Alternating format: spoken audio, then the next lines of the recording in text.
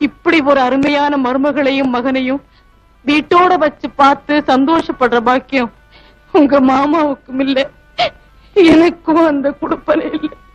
உங்க சின்ன மகனும் சுதாவும் வீட்டுல இல்ல? அதையம்மா கேக்குற, வீடு தங்குறதே இல்ல. உங்க மாமாவுக்கு கவலையே அவங்களால தானே. ஆண்டவர் ரொம்ப சோதிக்கிறார்.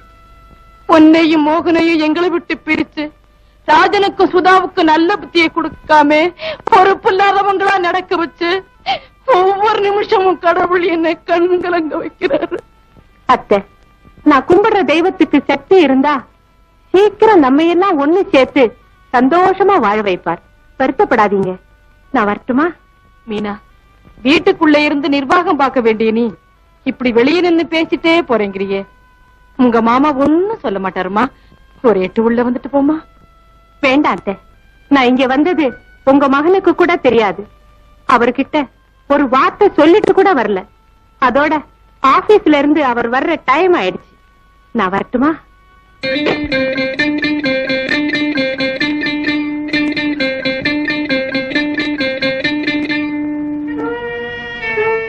மீனா, எனக்கு தெரியாம நீ வந்த, உனக்கு தெரியாம நான் வந்துட்டேன் பாத்தியா? உண்மையான மனசோட ஆத்மார்த்தமா உள்ளவங்க ஒருத்தர் ஏமாத்திக்கவே முடியாது.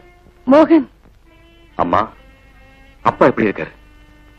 ஒரு நேரம் பிரஷர் ஜாஸ்தியா இருக்கு, ஒரு நேரம் நல்லா இருக்கு.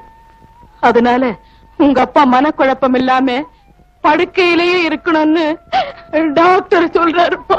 பாத்தீங்களா, இந்த மாதிரி நேரத்துல நீங்க சதா அழுது அப்பா மனசு கோயாக்கிடாதீங்க.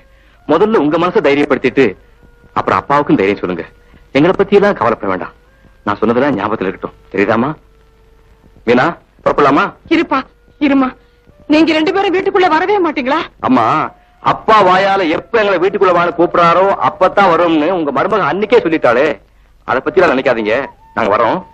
மீனா, கமான். மீனா, மோகன், அன்னைக்கு வீட்டை விட்டு வெளியே போங்கன்னு சொன்ன இந்த பயண வேலைதான் இன்னைக்கு வீட்டுக்குள்ள வாங்கன்னு கூப்பிடுறேன். வாங்க வாங்க வீட்டுக்குள்ள.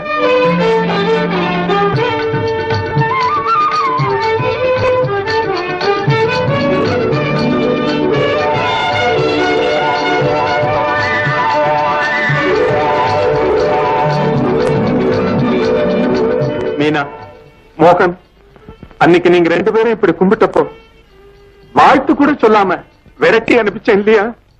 அந்த தவறை இப்ப உணர்ந்துட்டேன். இன்னைக்கு வாய் நிறைஞ்சு உங்களை வாழ்த்துறதோட மட்டும் இல்லாம நீங்க ரெண்டு பேரும் இனிமே என்னோட இந்த வீட்டுல தான் இருக்கணும்.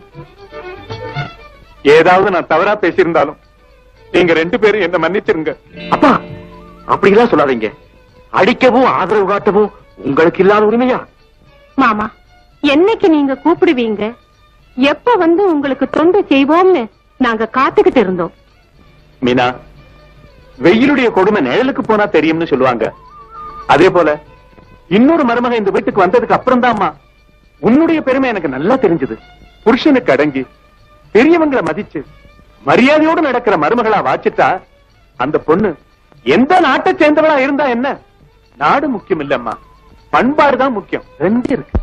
அதனால மீனா, இன்னையில இருந்து நீயும் மோகனும் இங்கதான் இருக்கணும். அப்பதான் உங்க மாமா உடம்பு சீக்கிரம் குணமடையும். Very good. Hearty congratulations. அனே, அனே, இனிமே நாம எல்லாரும் இந்த வீட்டுல ஒண்ணா இருக்க போறோம் இல்ல டாடி? ஆமாடா, உன் அண்ணன் அண்ணிய பார்த்தாவது இனிமே நீயும் சுதாவும் எப்படி நடந்துக்கணும்னு கத்துக்குங்க. சாரி டாடி, இந்த காப்பி அடிக்கிற பழக்கம் எங்கிட்ட கிடையாது. மாமா, எங்களுக்குன்னு ஒரு ஒரிஜினாலிட்டி இருக்கு, அதை தானே நாங்க ஃபாலோ பண்ண முடியும். நல்ல பழக்க வழக்கங்களுக்கு உங்களை மாத்திக்கவே மாட்டீங்களா? இனிமேயா?